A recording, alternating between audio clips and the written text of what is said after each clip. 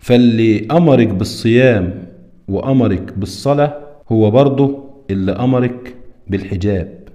أفتؤمنون ببعض الكتاب وتكفرون ببعض؟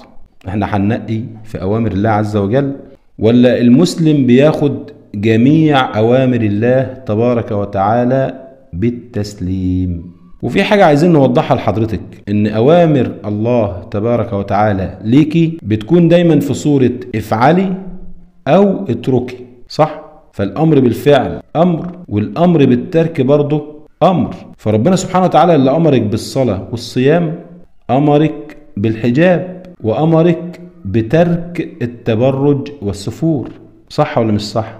وأوامر الشرع أو أوامر الله عز وجل ليكي لازم تقابليها بالطاعة. يا أيها الذين آمنوا استجيبوا لله والرسول إذا دعاكم لما يحييكم. فربنا سبحانه وتعالى اللي أمرك بالصيام وأمرك بالصلاة وأمرك بالزكاة وأمرك بالحج وغيره من أوامر الشرع، هو برضو سبحانه وتعالى هو اللي أمرك في صورة النهي عن التبرج والسفور. فربنا سبحانه وتعالى نهى نساء المسلمين عن التبرج، فقال سبحانه وتعالى: وقرن في بيوتكن ولا تبرجن تبرج الجاهلية الأولى.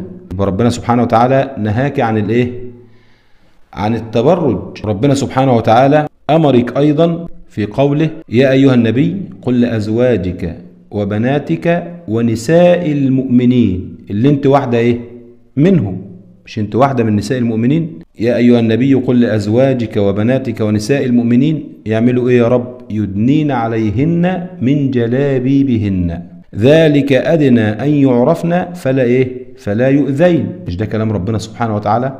ولا احنا هننقي اللي يعجبنا من كلام ربنا سبحانه وتعالى نعمل بيه، واللي ما يجيش على هوانا نتركه؟ لا، أوامر الله عز وجل كلها لازم نقابلها بالطاعة.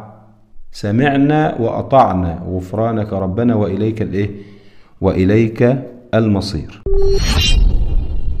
إن عجبك الفيديو ما تنساش تعمل لايك وشير وسبسكرايب، والسلام عليكم ورحمة الله وبركاته.